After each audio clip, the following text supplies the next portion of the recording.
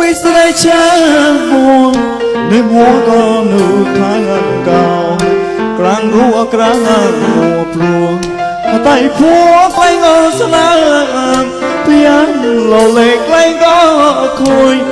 là mùi liệp trừ đôi sao nói ôi số tiền là hối như ba mùa tu mà kể nhưng còn mà lại ai thái sang tôi ơi mới cho lộ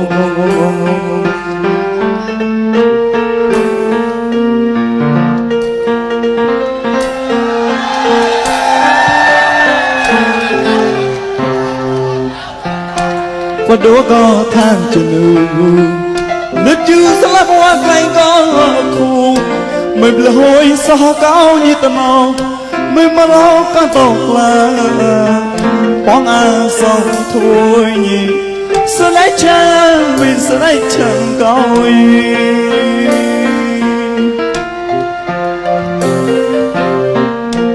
vì mùi chết lấy xin hạt lá tới mua con bom hạ cao nghe tầm ấy nữ vốn á sẽ to sẽ mối ui xuyên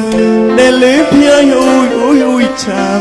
tay cái lăng chia cái lăng đẹp là bom chia cá gò tay luôn ở chỗ nó cao lon loi gì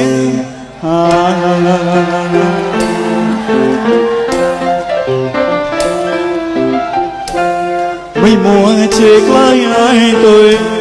lớp chưa sẽ nói ngồi nhảy bài cái đây cho cao hiền xin nó ba thiên đâu nhìn nhẹ mỹ sẽ đầy cha nói tộc lên bó bóng đôi tộc lên mỹ dài sao phải mình là hối tôi mà kê chia lệ hết đây mùi lối lệ hết đây mà tài ôi tôi cho sự đại trang plong lái mà tay con ăn tôi rằng liền sẽ đại trang có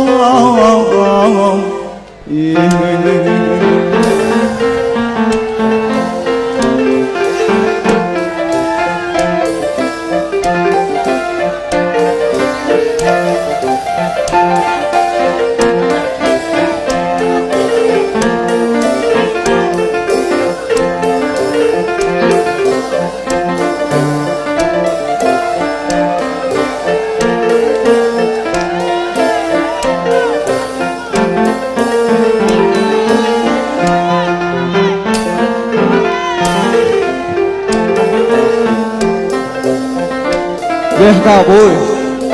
quẹt nào có thích bài đấy có luôn mê có chính này kít là cao to non vút môn tôi lại quay chia cao lại non lại môn tôi quay chia vút non chắc cái cao riêng một đi muốn mua thì tao tay nổ nó tôi cho đã mừng trong quay là bao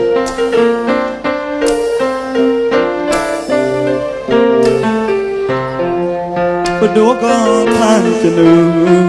nước chưa sẽ là hoa quanh có khô mình là hôi sao cao như tầm màu mình mà lo có tộc là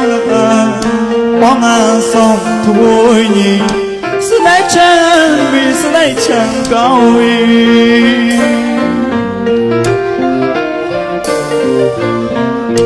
vì mùi chết lấy xin hạt lá tới mua con bom hạ cao nghe tầm ấy nữ vót á tôi sẽ mối ui xuyên để lý phía ui chạm tay cái lăng chia cái lăng đẹp là bom chia cá ngô tay luôn ở chỗ nó hạ cao buồn lòi riêng bắt đầu ra vì mùa chết lấy ai tôi lúc chưa nói ngồi hết bài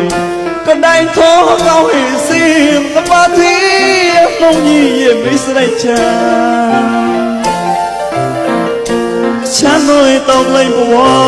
bóng tôi tộc lên mới sai ai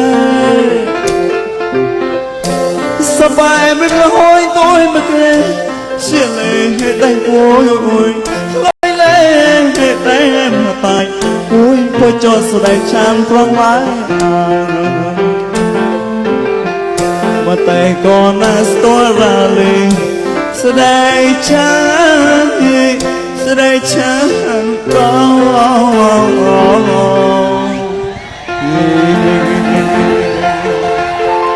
Tăng cùng người đó, một cho cô quay hả má?